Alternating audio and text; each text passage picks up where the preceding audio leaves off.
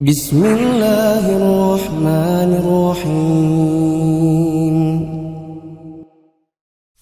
Ayo bawa harta ke surga. Dukung pembangunan sekolah Islam Mufid dengan donasi ke rekening atas nama Yayasan Muflih untuk Islam dan Dakwah. Bismillahirrahmanirrahim. Assalamualaikum warahmatullahi wabarakatuh.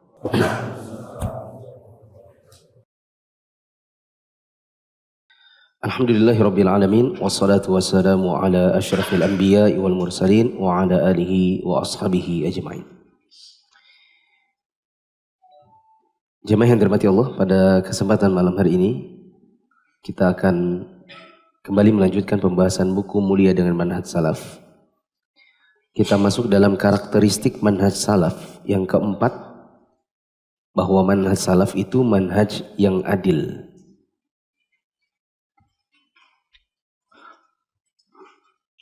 Kata penulis, prinsip keadilan akan tampak di antara hamba dan Rabb-Nya dengan melaksanakan perintah dan menjauhi larangan. Dan antara hamba dengan dirinya sendiri adalah dengan menambah ketaatan, menjauhi syubhat dan syahwat. Ya. Dan antara seorang hamba dengan hamba yang lain harus berlaku adil. Berlaku adil, jadi tidak boleh menzolimi orang lain meskipun orang itu kita benci. Atau orang yang berbeda dengan kita. Kalau kaitannya dengan manhaj salaf, berarti orang yang menyandarkan diri, dia merasa bahwa dia mengikuti cara beragamanya salafus soleh, maka dia harus tahu salafus soleh itu manhajnya adil, meskipun kepada orang yang menyelisihi manhaj salaf. Allah Ta'ala berfirman, وَلَا يَجْرِمَنَّكُمْ شَنَآنُ قَوْمٍ عَلَىٰ أَلَّا تَعْدِلُوا اعْدِلُوا هُوَ أَقْرَبُ لِلتَّقْوَىٰ. Janganlah kebencian kamu terhadap suatu kaum membuat kamu menjadi tidak adil. Berlaku adillah, karena adil itu lebih dekat kepada takwa.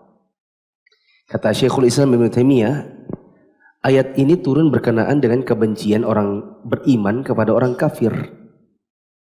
Yang kebencian itu diperintahkan. Kita disuruh oleh Allah Ta'ala untuk membenci kekafiran. Tapi tidak boleh kebencian kita kepada orang-orang kafir membuat kita menjadi berlaku tidak adil. Sehingga apabila kebencian yang diperintahkan oleh Allah kepada orang kafir, itu saja kita harus adil, apalagi kepada muslim yang meskipun dia punya syubhat dan punya syahwat, maka kita lebih diperintahkan lagi untuk berlaku adil. Boleh dicatat dekat-dekat situ. Contoh adil kepada orang kafir adalah tidak curang dalam transaksi muamalah dengan orang kafir. Tidak boleh lantaran ini kan orang kafir, kemudian misalnya timbangannya dikurangi. Misalnya kita jualan buah, kemudian kita tempeli magnet di timbangan. Yang lantaran kita lihat dari jauh, oh ini kayaknya orang kafir nih, ada kalung salib soalnya di lehernya. Nah, lalu terus dikurangi timbangannya, maka ini tidak boleh. Kita bertetangga misalnya sebelahan rumah dengan orang kafir, kemudian kita kalau buang sampah di tong sampahnya. Suatu hari dia ngomong gitu, Pak maaf ya, saya perhatikan kenapa tong sampah saya ini selalu penuh. Ternyata Bapak ini suka buang sampah di tempat saya. Ya. Terus kita bilang, oh iya soalnya sampean kan kafir. Ya. Tidak boleh. Itu dia punya punya anjing. Kita lempari racun tikus supaya mati anjingnya. Karena kita tidak suka, oh ini kafir soalnya. Itu semua tidak boleh. Karena itu berarti tidak adil kepada orang kafir meskipun kekafirannya kita benci. Nah itu kan antara muslim dengan orang kafir. Bagaimana kalau manhaj salaf, orang yang mengatakan dirinya ahlu sunnah wal jamaah, yang beragama dengan manhaj salaf, kepada orang yang tidak bermanhaj salaf, maka jawabannya sama. Manhaj salaf itu membantah penyimpangan, tapi tetap berlaku adil kepada pelakunya. Boleh dicatat dekat situ. Contoh, tidak boleh membantah penyimpangan dengan mencela fisiknya.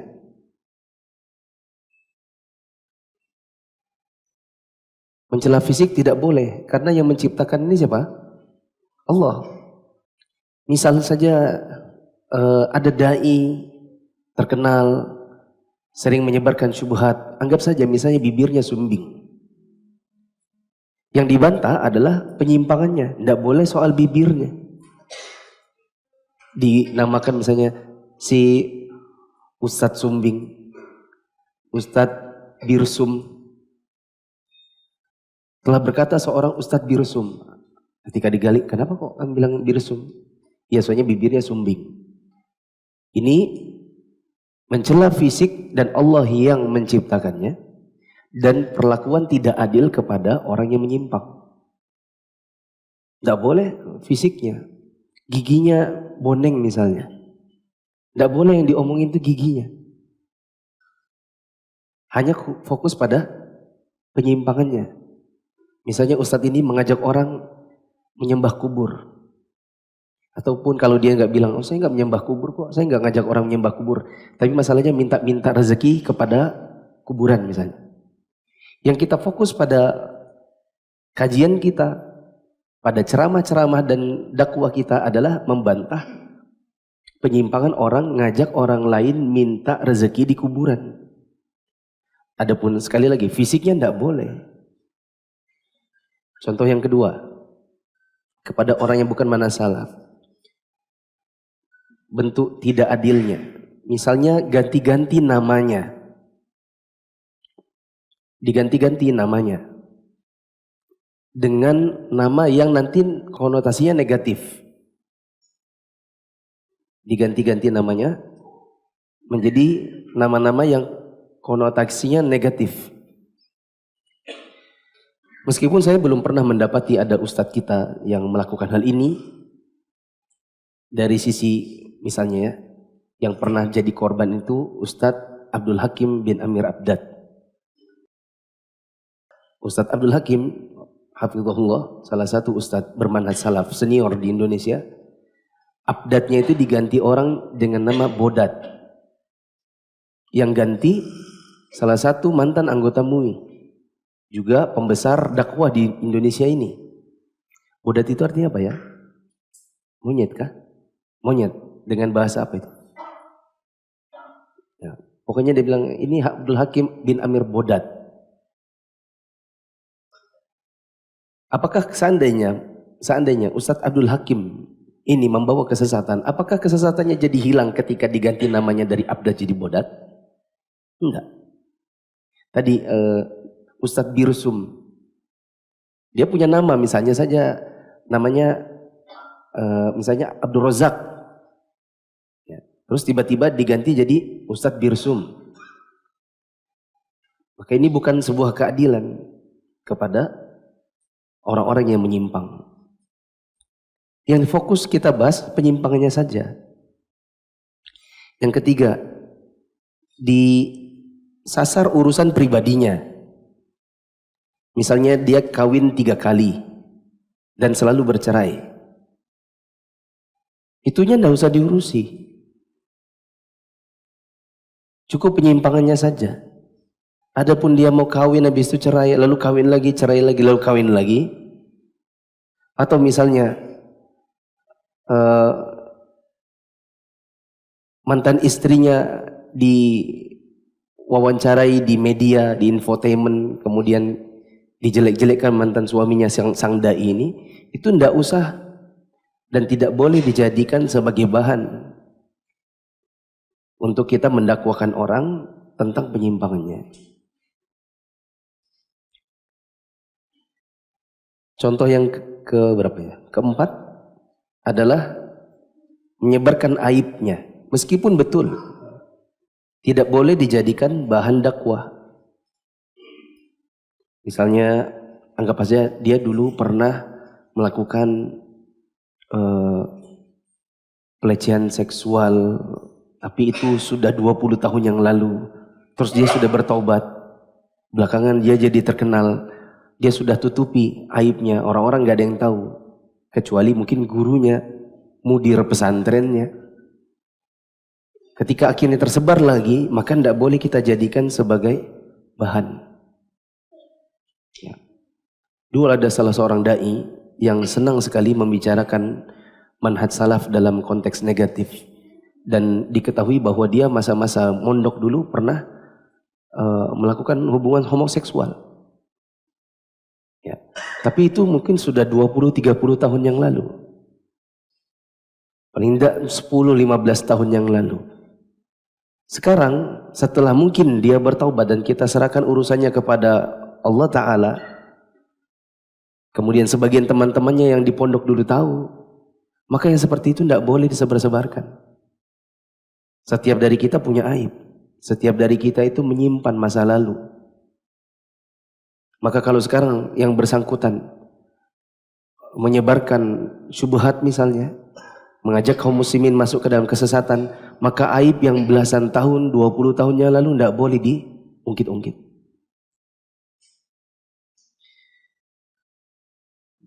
Selanjutnya, bentuk-bentuk keadilan. Bagaimana bentuk-bentuk keadilan manhaj salaf? Pertama, kata penulis, manhaj salaf itu tidak menolak kebenaran lantaran orang yang mengatakannya ternyata pelaku kebatilan. Meskipun yang bicara ini orang yang batil, kalau dia bicara benar maka diterima. Contoh mudah, bapak tidak sholat tapi nyuruh sholat. Bapak tidak sholat tapi menyuruh anaknya sholat. Sholat. Kamu jadi apa nanti kalau kamu tidak sholat? Padahal bapaknya tidak sholat. Bapaknya di rumah. Sana pergi ke masjid anak-anak. Tapi dia sendiri tidak pergi. Mungkin kita secara naluriah kita akan berkata, lah bapak sendiri tidak pergi, kenapa nyuruh-nyuruh orang? Kita katakan, apa yang dia suruh, apa yang dia katakan, kebenaran. Meskipun dia sendiri pelaku kebatilan. Sampai-sampai di antara para ulama kita ada yang mengatakan tidak apa-apa, ya maksudnya bukan tidak apa-apa. Sebagian ulama kita ada yang mengatakan tetap seorang ayah wajib menyuruh anaknya sholat meskipun dia tidak sholat. Tidak boleh dia berkata begini, aku kan tidak sholat, nanti aku kena di firman Allah. Kenapa kamu mengatakan sesuatu yang kamu tidak kerjakan? Anda usah dikerjakanlah, dosa disuruh anak-anak sholat. Dia tetap wajib suruh anaknya sholat, karena kalau dia tidak suruh nanti dia dapat 2 dosa. Dosa tidak sholat. Apa yang kedua? Dosa tidak nyuruh anak sholat. Nah, seandainya teman kita dia pelaku kebatilan, tapi dia memberikan sebuah statement yang benar, maka wajib diterima. Teman kita pelaku bid'ah. Kita punya teman atau tetangga atau saudara pelaku bid'ah. Anggap aja hobi ke kuburan dan minta-minta rezeki di situ. Dia saudara kandung. Dia lihat kita ini manhaj salaf, tapi sama orang tua agak kurang ajar. Suatu hari dia ngomong, kamu salafi itu. Katanya kamu yang paling sunnah. Kan kamu yang selalu pegang kunci surga. Kenapa kalau lihat kelakuanmu sama orang tua itu tidak beres? Kamu kalau ngomong sama orang tua itu bentak-bentak. Jenggotmu aja panjang, istrimu aja bercadar. Ya. Terus kita balas, daripada kamu ke kuburan. Malah dibantah penyimpangannya. Daripada kamu kuburi, suka minta rezeki di kuburan. Syirik. Apa yang dia katakan ketika itu betul atau tidak? Betul. Tidak boleh kita kemudian seolah-olah menampik apa yang dia sampaikan dan itu memang betul ada pada diri kita. Terus kita ungkit sesuatu yang mungkin batil pada dirinya. Lantaran sebenarnya kita tidak mau menerima kebenaran. Ya memang manhaj salaf itu bukan cuma akidah teman-teman. Manhaj salaf itu bukan cuma tauhid. Manhaj salaf itu termasuk bakti pada orang tua. Jangan ada yang bilang, saya ini yang penting tauhid Ustaz. Dan sunnah, tidak bid'ah. Bapak mamamu, ya itu rusak, biar aja di sana mereka. Syirik-syirik dah. Bid'ah-bid'ah dah. Kamu udah pernah kasih uang. Ah, males ngapain? Musyrik. Misalnya gitu. Bakti pada orang tua itu termasuk bagian dari manhaj salaf. Apa dalil tetap harus menerima kebenaran meskipun yang bicara itu pelaku kebatilan? Saya langsung lompat ke hadis. Ada kisah Abu Hurairah radhiyallahu anhu yang diajarkan ayat kursi oleh syaitan. Ceritanya Abu Hurairah itu menjaga Baitul Mal dan sempat 3 kali didatangi oleh syaitan yang selalu mencuri Baitul Mal. Malam pertama tertangkap, dia minta ampun, dilepas. Malam kedua tertangkap, dia minta ampun lalu dilepas. Malam ketiga tidak dilepas. Pokoknya hari ini kamu akan kulaporkan kepada Nabi. Ya, kata Abu Hurairah, aku lihat tingginya kalau dia berdiri seperti anak remaja. Tapi ketika aku bilang, coba lihatkan tanganmu, aku lihat tangannya seperti anjing.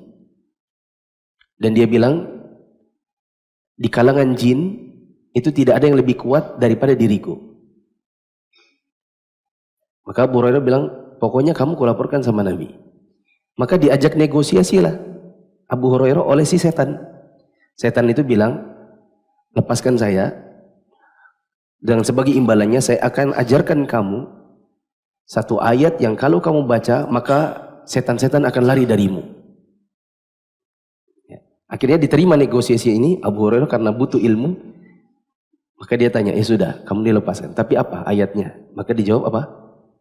Ayat kursi. Esok harinya, Abu Hurairah datang kepada Nabi dan bercerita tentang apa yang dia alami dalam 3 malam. Maka Nabi SAW mengatakan, amma innahu qad sadaqaka wa huwa kadhub. Kata Nabi SAW, itu si setan, dia memang berkata jujur kepadamu, meskipun dia itu pendusta. Maksudnya, meskipun setan itu pelaku kebatilan, ketika yang dia sebutkan bahwa ayat kursi itu bisa menjaga dari syaitan, itu adalah kebenaran, maka Nabi suruh Abu Hurairah untuk terima. Begitu. Bisa dipahami? Nah, sekarang saya mau cerita sedikit. Pertama kali saya ketemu dengan dalil ini,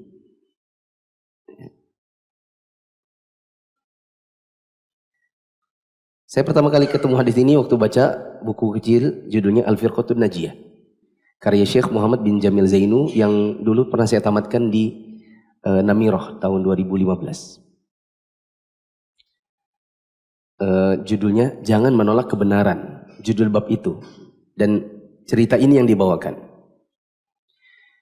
Suatu hari saya bertemu dengan salah seorang ustadz bermanhaj salaf. Dan beliau salah satu yang senior. Beliau tahu bahwa saya suka duduk di kajian ustadz yang memang ada syubhatnya. Kenapa saya suka duduk di situ? Karena enak aja bawaannya. Sebagaimana memang sebagian pembawa syubhat itu enak kalau didengarkan. Bahkan kadang-kadang lebih enak daripada ustadz sunnah. Ya, retorikanya lebih bagus. Beliau bilang, sebenarnya ustadz yang fulan itu, yang antum sering duduk di kajiannya, itu ada syubhat-syubhatnya deh.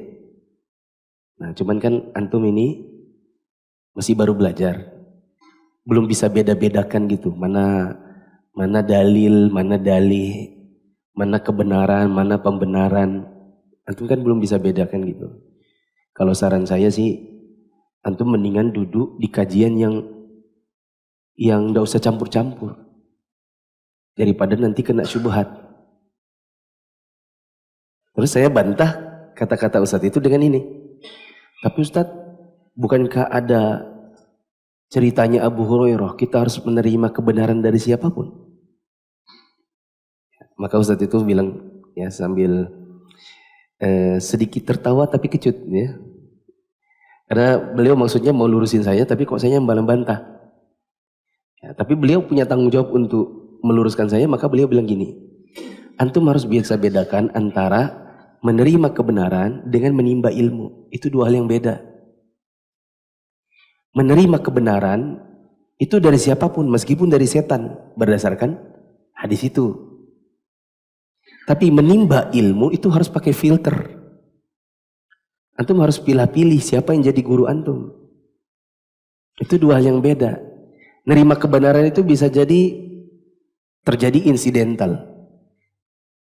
Ada anak kecil ngomong, Om, ngomong sama antum nih, Om, jangan buang sampah sembarangan Om. Insidental terjadi. Maka kita harus terima meskipun anak kecil yang ngomong. Tidak boleh kita bilang, kamu ini pipis belum lurus saja. Menasihatin orang tua. Tidak boleh. Tapi itu insidental. Beda dengan menimba ilmu, antum memang sengaja dari rumah duduk ke situ. Antum sudah siap untuk mendapatkan yang maksud antum itu dapat ilmunya. Padahal bisa jadi yang sampai kepada diri antum itu bukan ilmunya, tapi syubhatnya. Cuman antum tidak merasa. Antum tidak tahu syubhatnya. Terus saya mulai nanya, emang syubhatnya apa Ustaz? Ya. Nanti syubhatnya isinya tentang ya seputar perpolitikan lah. Seputar perpolitikan. Sering memanfaatkan ayat-ayat atau dalil-dalil global untuk membenarkan gerakan-gerakan politik yang dibawanya. Seperti apa misalnya? Ada orang berkata, ini sudah di luar dari konteks cerita Ustadz itu ya. Seperti ada orang berkata, dulu di zaman Nabi SAW ketika Nabi bagi ghanimah kepada para sahabat, kemudian ada yang celetuk di belakang. Wahai Muhammad, baginya yang adil. Kalau baginya kayak gini nggak adil. I'dil fa innaka lam ta'dil. Berbuat adil lah. Kamu ini belum berbuat adil. Ya. Maka Nabi SAW mengatakan, kalau saya saja tidak dianggap berbuat adil, terus siapa yang berbuat adil? Laki-laki itu ngambek. Pergi dia. Umar bilang, ya Rasulullah, saya penggal aja kepalanya. Maka Rasulullah bilang, tidak boleh, jangan. Karena Rasulullah juga takut. Nanti akan tersebar bahwa Muhammad membunuh sahabatnya. Masa yang ikut perang malah dibunuh. Tapi Nabi SAW kemudian mengatakan apa? Akan keluar dari laki-laki ini keturunan-keturunan yang mereka baca Quran tapi tidak melewati kerongkongannya. Ini nanti muncul dari mereka, dari orang ini, generasi anjing-anjing neraka. Maksudnya apa itu? Khawarij. Siapa laki-laki itu? Dzul Khuwaisirah. Laki-laki ini disebut dengan nama Dzul Khuwaisirah. Ada orang di zaman sekarang berdalil dengan cerita itu, mereka bilang, nah di zaman Nabi saja ada orang menegur pemimpinnya di hadapan orang banyak. Berarti boleh dong. Jadi demo di jalanan sambil bawa toa, jelek-jelekin pemimpin, itu sudah ada dari zaman Nabi. Jadi biasa aja. Maka kita katakan syubhat ini. Tapi dan terlalu bodoh gitu untuk mengambil dalil dengan seperti itu. Karena iya kalau yang ngomong itu Umar misalnya. Ya Rasulullah, adil dong. Ujung-ujungnya ternyata Umar itu jadi sahabatnya Nabi, jadi orang dekatnya Nabi. Bahkan Nabi sampai bilang kalau ada Nabi setelah Muhammad itu Umar. Kalau Umar yang melakukan mungkin jadi dalil. Lah yang melakukan itu setelah itu dicap Nabi sebagai nenek moyangnya anjing-anjing neraka alias Khawarij. Bagaimana bisa perbuatannya orang Khawarij dijadikan dalil di zaman sekarang untuk diterapkan? Demo di tengah jalan mencela pemimpin. Ya. Wong orangnya sudah dicap jelek kok dijadikan sebagai dalil. Kalau kita bilang ya itu sunnah dari zaman Nabi, oh iya itu sunnahnya orang Khawarij. Berarti demo di tengah jalan yang isinya menghujat pemimpin itu adalah sunnahnya orang Khawarij. Nah cuma kadang-kadang ya, zaman waktu itu kan saya ketika dinasehatin, saya masih mahasiswa, darah masih mendidih, ya sekarang juga masih mendidih sih, ya. Cuman sudah bisa ditekan gitu kan, darah masih mendidih, diomongin tentang Pemerintah ini zolim, pemerintah ini turunan PKI, Cina datang ke sini. Kita mendidih, mendarah, panas gitu. Jadi benci sama pemimpin. Ya, dikasih syubhat seperti itu. Dulu ada orang namanya Dzul Khuwaisirah mendemo Nabi ini. Kita semakin yakin dan akhirnya kita jadi orang-orang yang masuk dalam syubhatnya dan jadi pelakunya. Ya, maka ini saya ceritakan agar teman-teman jangan sampai salah paham. Dalil Abu Hurairah ini berkaitan dengan menerima kebenaran, bukan menimba ilmu. Tidak sama. Jangan nanti antum datang ke majelis-majelis ilmu yang isinya syubhat, lalu pakai hadis ini. Ya, dua konteksnya ini nggak sama. Adapun untuk menimba ilmu, maka para salafus saleh itu punya prinsip filter.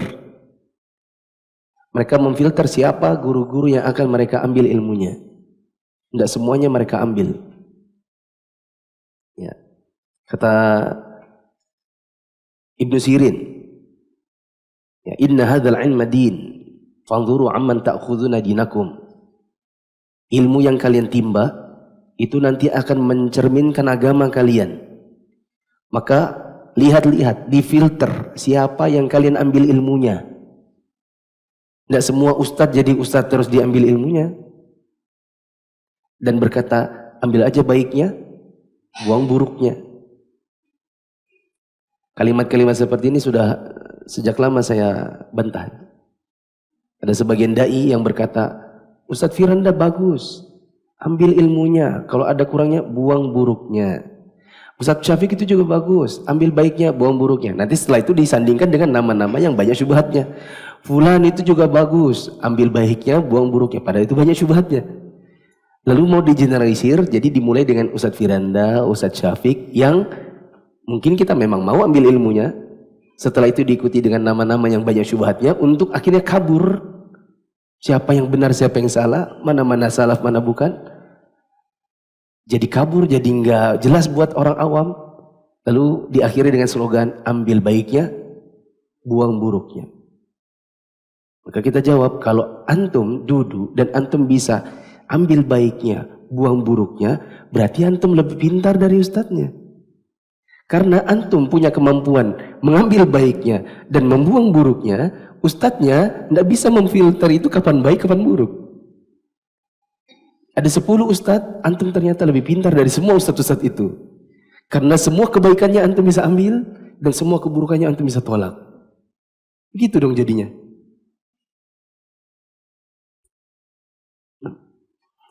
Yang kedua,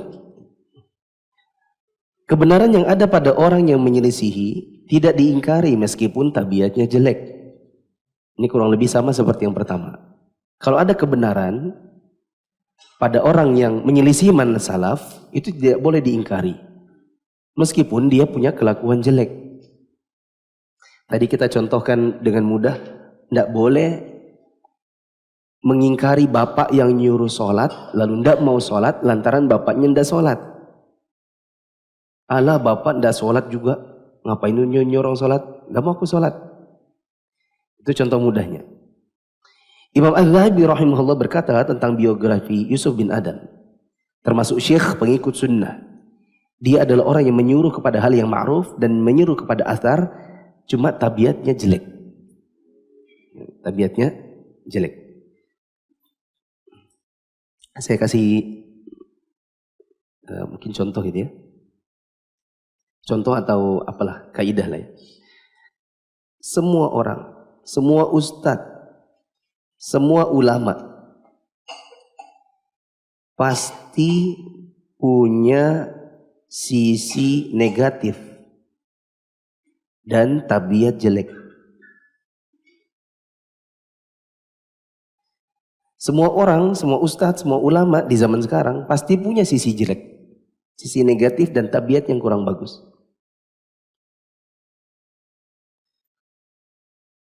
Maka ini jangan dijadikan fokus kita, ngelihat sisi jeleknya aja.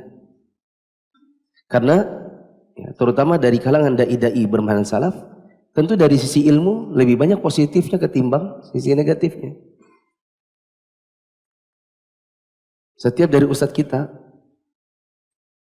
Pasti ada sisi jeleknya. Misalnya ada sebagian ustadz yang misalnya tipikalnya ndak on time. Ada. Kurang disiplin. Ada ustadz itu pelupa. Sampai urusan duit juga pelupa. Ada ustadz yang mungkin misalnya tipikal KKN. Lo KKN? Masih ingat? Apa itu? Oh, dia korupsi enggak juga sih ya. Kolusi, nepotisme. Jadi misalnya, oh ini keluarga. Keluarga dimasukin di sekolahnya. Padahal enggak qualified. Misalnya dia bikin bersama teman-temannya, bikin pesantren.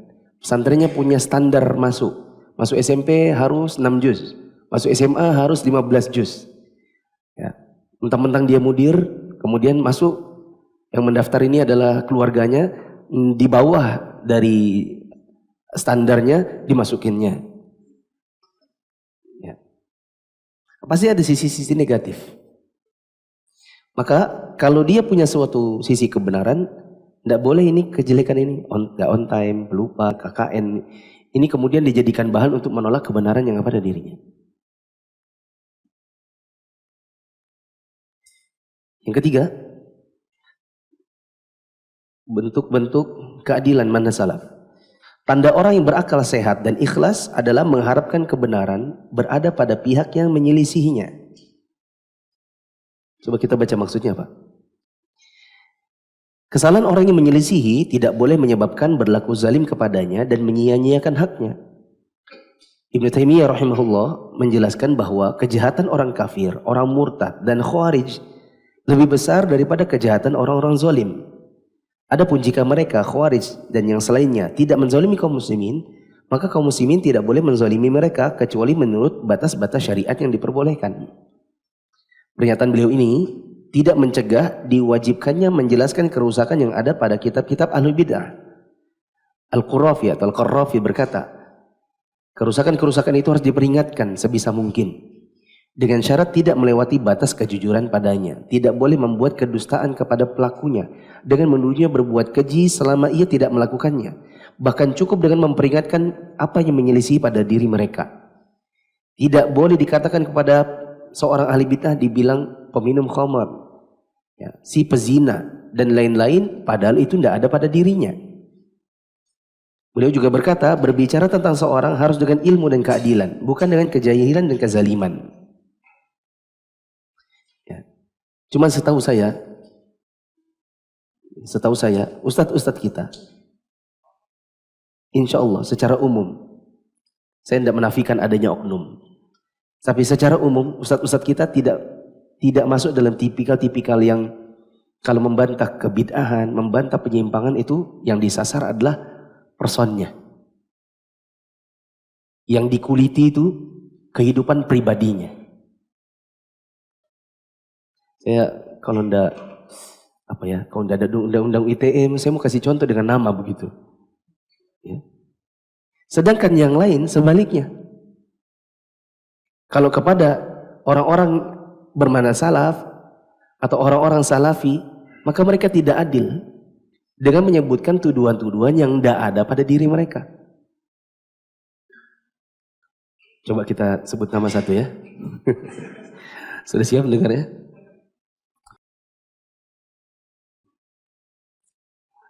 Ini siapa tahu nanti nggak di-cut. Bisakah Anda membuktikan tuduhan Anda bahwa ustadz-ustadz Wahabi alias Salafi yang Anda namakan Wahabi itu digaji di Indonesia satu orang per bulan 20 juta? Kalau ada mau saya. Saya punya yayasan kerja tiap hari ada di situ, 0 rupiah saya dapat. Tapi waktu sekolah di Saudi ada beasiswa, betul. Tapi kalau sekarang pulang lalu disuruh berdakwah digaji, wah kalau ada pendaftarannya, ya enggak mau juga sih. Itu tuduhan-tuduhan seperti itu. Ada yang mengatakan, Ustadz, dai-dai Wahabi di Arab Saudi itu telah membakar kitab-kitab Sahih Bukhari, Sahih Muslim lalu digonta-ganti. Maktabah Syamilah itu softwarenya Wahabi, itu di dalamnya ada Sahih Bukhari, Sahih Muslim itu digonta-ganti. Coba dicek. Mau Sahih Bukhari, Sahih Muslim yang seperti apa yang kalian mau? Walhamdulillah, Ustadz Salafi, saya termasuk di antaranya, kita justru dapati di kitab-kitab bermana salaf. Nih contohnya. Kita disuruh menerapkan kejujuran dan keadilan. Dan itu tidak boleh dilakukan kepada orang yang kita benci sekalipun. Ya. Maka saya juga kurang setuju kalau ada yang menamakan dengan kata Pak Kumis. Ya dia memang berkumis. Tapi tidak usah dibilangin Pak Kumis. Ya. Bilang saja Kiai atau Kiai IR kalau takut dengan undang-undang ITE. Ya. Ada dia bilang di YouTube-nya, saya pernah simak. Saya pernah ke Balikpapan, saya debat dengan Ustadz Wahabi, ngacir. Kurang lebih seperti itu. Saya cari-cari, oh ternyata itu bukan dai Salafi. Yang dibilang ngacir itu, ternyata debatnya memang di Masjid At-Taqwa. Sebut juga kan nama ustadznya. Salah satu ustadz tua. Mungkin bukan tipikalnya berdebat, bukan juga karena mungkin usianya, tapi ya kalau saya perhatikan, memang sudah tidak kondusif. Satu kayak lawan banyak orang. Setiap ini ngomong nanti, hore, disorak-sorakin. Kalau yang ini yang ngomong, tidak dihormatin. Siapa yang mau berdiskusi kalau kayak gitu caranya? Ya, itu bukan ngacir juga mungkin sebenarnya, tapi sudah malas gitu. Kalau sudah tidak kondusif. Ya. Karena orang-orang sebelah sana itu, kalau ada yang mereka tidak setuju, mereka pakai cara kekuatan massa, menggerakkan massa, kajiannya dibubarkan, kajiannya dirusak, masjidnya dirusak. Ya. Makanya saya bilang tadi, sepertinya kalau ustadz-ustadz salaf itu tidak pernah ganggu-ganggu acara-acara yang mereka tidak setuju. Ustadz-ustadz salaf itu mana ada ngajak masa, ayo besok ada peringatan anu, besok ada peringatan anu, mari kita datang, kita amar ma'ruf nahi mungkar, kita bubarkan. Saking tolerannya mana salaf dan ustadz salafi, yang itu biar terserah. Kita cuma mengatakan bid'ah itu dilarang. Adapun setelah itu orang tidak mau mendengar, ya terserah. Nanti kita tanggung jawab di hari kiamat sendiri-sendiri. Tapi kalau sebaliknya, begitu ada kajian yang mungkin mereka baginya tidak disepakati, ya, di demo, dihambur, masjidnya ditutup, dan seterusnya. Ya. Ini cuman karena ini tidak ada toa keluar aja, Pang. Coba keluar toa.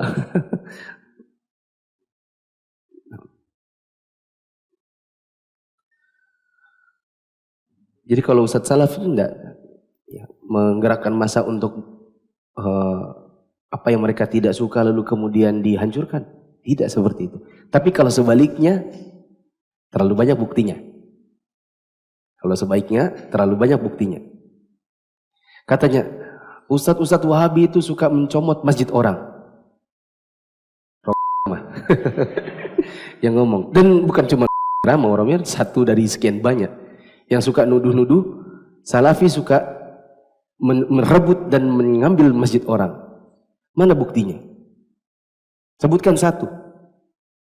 Satu kota saja. Ustadznya siapa yang gerakkan itu lalu kemudian masjidnya direbut? Mana? Mana? Tapi kalau kita kasih sebaliknya, banyak. Masjidnya masjid umum, dibangun bersama, tiba-tiba dicat. Tiba-tiba dikasih pelang nama. Mau kasih contoh? Di satu. Sampai mobil ketua tamirnya dibakar. Orangnya lagi pergi, mobilnya dibakar. Apa salahnya mobilnya dan siapa salah orangnya? Kenapa kok mobilnya dibakar? Ini cerita beliau sendiri. Saya sebut lagi kah? Beliau cerita kepada saya, ya mobil saya pergi safar, kemudian datang mobil saya sudah hangus dibakar orang. Apa salahnya orangnya? Sehingga kemudian Anda bakar mobilnya, nanti Anda dituntut di hari kiamat. Demi Allah. Kalau Anda gak minta maaf dan Anda gak kembalikan hartanya, kecuali kalau bapaknya sudah merelakannya. Tapi biasanya juga ikhlas, cuman ikhlas gitu ya, tapi gak bisa lupa. Begitu. Nanti ketika diingatkan lagi, Pak, mobilnya dulu terbakar, itu pasti membara lagi tuh.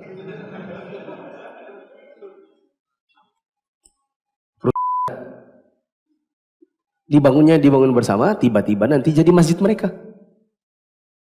Kalau itu mah banyak contohnya.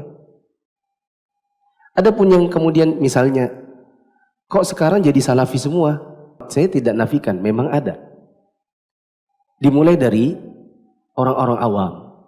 Mereka tidak orang awam. Bikin komplek perumahan, bangun bersama. Tapi mereka tidak punya jubah partai, mereka tidak punya jubah ormas. Kemudian masing-masing undang aja Ustadz Anu, undang aja Ustadz Anu. Semua dimasukkannya, dicampur aduk. Ya kan, semua masuk. Lama-lama orang tertarik. Siapa orang awam? Awam betulan ya. Siapa orang awam yang tertarik kalau yang ngisi Ustadz Syafiq? Asal orang awam betulan, bukan pakai jubah-jubah ormas atau yang lainnya. Siapa yang tidak tertarik dengan keilmiannya kalau yang bicara itu Ustadz Firanda? Siapa yang tidak mungkin tertegun ketika yang bicara itu misalnya Muhammad Nuzul Zikri? Lalu kemudian orang lama-lama karena memang murni ini nggak punya jubah ormas, nggak punya jubah partai, lama-lama orang mengangguk. Lama-lama orang berubah, lama-lama orang nanya misalnya, kenapa Ustadz kalau pakai celana kok cingkrang-cingkrang, kenapa Ustadz? Oh gitu, oh kan pakai baju gamis, oh iya, oh iya. Lama-lama mulai ganti bajunya. Ustadznya pakai baju apa? Mungkin karena sudah senang ditiru juga. Kayak saya pakai mospet, misalnya mospet. Ada nanti ustadznya pakai baju apa, diikuti juga. Dia beli di mana Ustadz? Lama-lama, ini jadi mirip kan antara ustadz dengan jamaah. Dulu Ustadz Abdurrahman, saya gemes juga ngomong. Dulu Ustadz Abdurrahman rahimahullah itu ngisi di masjidnya bapak itu bapak saya di sana. Ya kan? Yang orang-orangnya memang pada dasarnya kokoan, celana panjang, isbal, peci hitam. Bukan salahnya Ustadz Abdurrahman yang kemudian ketika Ustadz Abdurrahman yang sering datang dengan baju jubah Pakistan atau terusan pakai peci yang mungkin bulat-bulat kayak punya antum yang putih-putih. Kan dulu kan nggak ada begini. Ya. Lama-lama sebagian pengikutnya masjid itu yang tadinya koko dan celana panjang isbal ikut-ikutan juga. Di mana beli itu bajunya? Akhirnya ngikut juga, pakai jubah Pakistan, celananya di atas mata kaki. Dah lama ikut juga beli jubah, dipotong di atas mata kaki. Lama-lama bertanya, kenapa kita harus di atas mata kaki Ustaz? Oh karena hadisnya begini begitu. Akhirnya berubah. Lama-lama sebagian pengurusnya gerah. Kok di sini jamaah kita jadi terambil ya? Wah ini diambil oleh salafi. Ya, bukan Ustadz Abdurrahman yang mengubah. Mereka datang, mereka yang ngundang, ustadznya ceramah, lama-lama mereka mengikuti dan lama-lama mereka menerapkan. Akhirnya ketika penampakannya kok jadi mirip-mirip sama Ustadz Abdurrahman, lama-lama yang preman-preman juga kayak mirip-mirip Ustadz Abdurrahman, jamaah-jamaah mereka yang memang anggota-anggota ormasnya juga ternyata mirip-mirip Ustadz Abdurrahman, lama-lama dianggap salafi ini merebut masjidnya. Lama-lama dibubarkan. Soalnya merebut masjid. Padahal bukan merebut masjid. Memang orang berubah dengan sendirinya. Demi Allah saya ngomong gini sama masjid sono. Itu masjid perumahan. Itu kan masjid perumahan. Dibangun orang bersama. Developer, sumbangan masyarakat. Maka dulu yang menguasai Hizbut Tahrir. Yang paling banyak ngisi di sana Hizbut Tahrir. Salafi susah masuk. Sampai pada satu momen akhirnya Salafi mulai bisa masuk. Akhirnya lama-lama yang Salafi yang megang kajian-kajiannya. Saya ngomong sama yang pegang. Jangan mentang-mentang antum sekarang yang jadi takmir dan pegang dakwah, terus antum habisi semua. Kenapa? Karena kita harus tahu diri, bukan kita yang bangun ini. Kebetulan saja antum jadi penduduk di sini dan antum yang jadi takmirnya sekarang. Jadi gimana Ustadz? Kalau menurut saya, Ustadz yang biasa dipakai dari ya, biarkan. Berapa biasanya jatahnya? Oh, setahun ada khutbahnya satu kali. Kasih. Biarkan masyarakat yang menilai. Oh, tapi bukannya Ustaz, itu nanti kita memfasilitasi kalau ada syubhat bagaimana? Saya katakan sekali lagi, kita ini bukan pemilik. Ini bukan milik orang salafi, ini milik masyarakat. Jadi kalau masyarakat meminta kepada antum, Ustadzku juga, kan kami yang bangun, kasih kesempatannya. Biarkan mengalir, masyarakat akan nilai sendiri. Keilmiahan itu nggak bisa dibohongi. Kata-kata lisan seseorang di khutbah Jumat, di kajian, itu tidak akan lebih dari ilmunya. Paling-paling nanti orang yang tidak upgrade ilmunya, dengan sendirinya masyarakat akan menolak. Dengan sendirinya orang akan bilang, dosa itu yang dibahas sabar syukur. Tiap khutbah sabar syukur. Tahun dulu sabar syukur. Ceramah tarawih sabar syukur terus. Bukan kita tidak suruh sabar syukur. Bosan. Ya. Saya beritahu juga lagi. Banyak bocoran ya. Itu masjid sebut juga. Masjid apa namanya itu? Jalan Minyak. Nah, di situ ada terbiasa di situ Ustadz salah satu partai ya. Mau nyebut kan gak enak, ya kan? Itu ada dia takmirnya, penduduknya, si mad'unya, memang pengikutnya, malah pesan kepada takmirnya yang sekarang pegang kebetulan manhaj salaf, dibilang kalau Ustadz Fulan enggak usah lah, bosan saya dari dulu dengerin dia, yang dibahas itu salafi aja, salafi itu aja, bosan ada ilmunya. Di masjid belakang kantor antum, gitu. Itu ada ketentuannya di situ. Memang orang ya enggak suka sama ustadznya. Karena bagi dia bosan itu terus yang dibahas. Ikut Mia belajar Islam jadi lebih mudah dan makin yakin.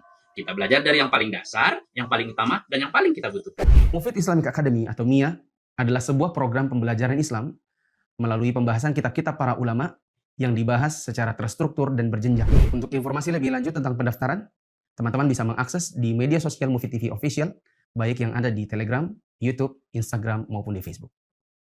Assalamualaikum warahmatullahi wabarakatuh. Kenali agama kita lebih dalam dengan belajar di Mufid Islamic Academy. Anda ingin belajar agama runut dari dasar, akan tetapi terkendala dengan pekerjaan misia? Jangan khawatir, bergabunglah bersama MIA. Dengan belajar di MIA, Anda akan mendapatkan metode yang mudah untuk difahami, dan Anda bisa belajar kapan dan dimanapun Anda berada, akan tapi tetap ilmiah. Barakallahu fikum. Bentuk keadilan yang keempat, yang terakhir, manhaj salaf itu berprasangka baik dan tidak mencela orang yang menyelisihi. Kepada orang yang memiliki syubhat sekalipun, apa yang tidak tampak, maka mereka tidak menuduh. Boleh diberi catatan dekat situ. Sebagai contoh, tidak menyebarkan masalah rumah tangga dai-dai lain, apalagi yang tidak jelas kebenarannya.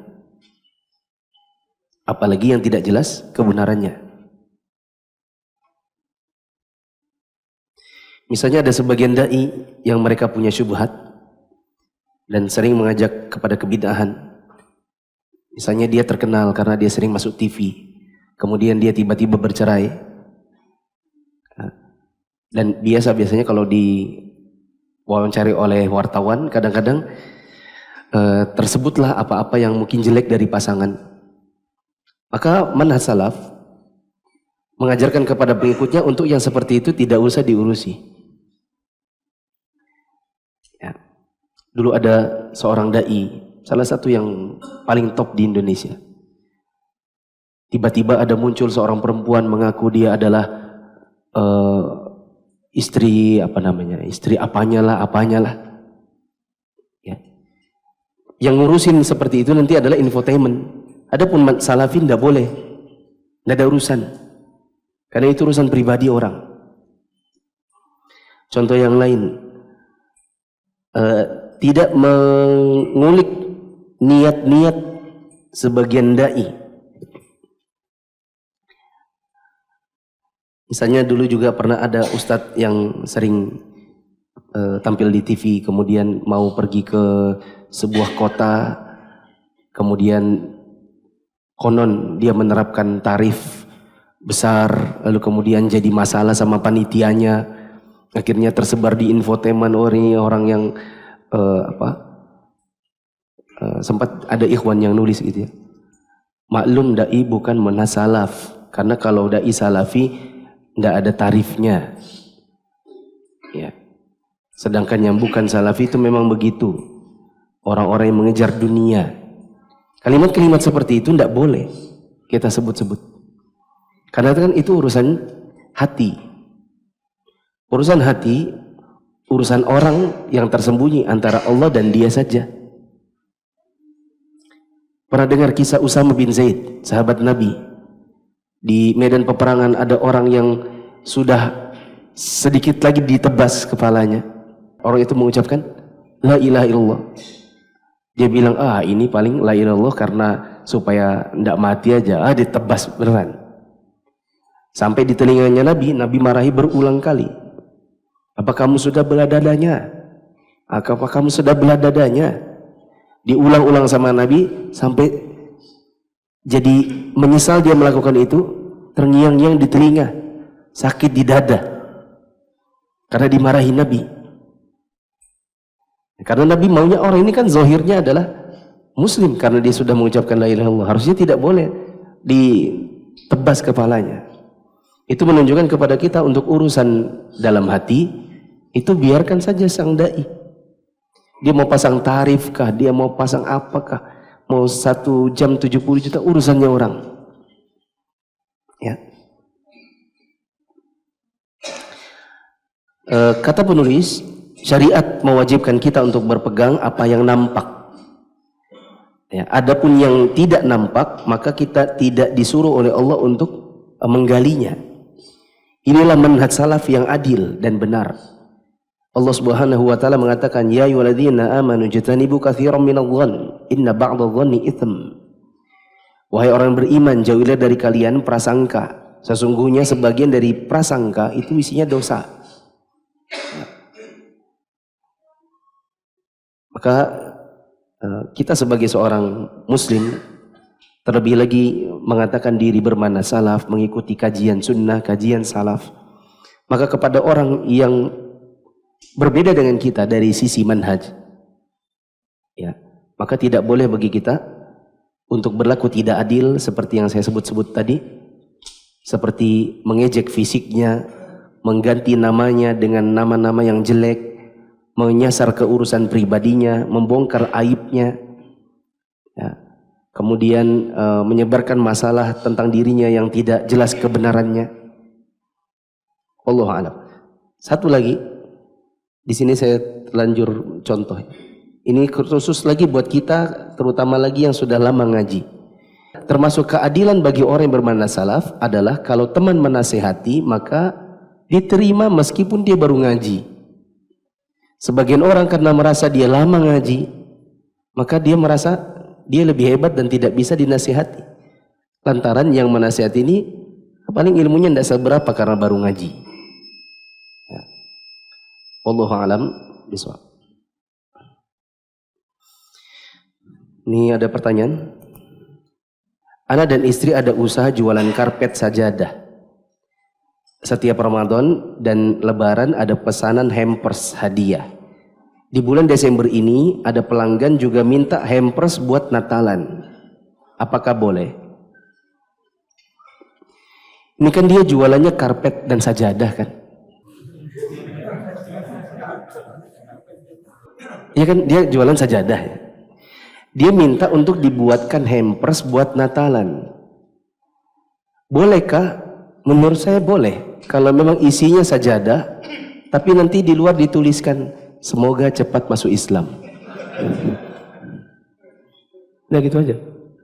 Kan soalnya dia jualannya sajadah. Coba kalau dia bilang saya usahanya buah. Ada minta dibuatkan hampers Natalan. Saya pikir kalau hampers Natalan isinya buah, ya buat Natalan, maka hukumnya haram. Tapi ketika dia bilang ini sajadah, mau dikasih ke orang Nasrani, kira-kira buat apa? Ya buat sholat. Maka sekalian saja ditulis, semoga Allah memberimu hidayah. Kalau memang berani, ya, lakukan saja. Subhanakallahumma wa bihamdika asyhadu an la ilaha illa anta astaghfiruka wa atubu ilaik. Wassalamualaikum warahmatullahi wabarakatuh.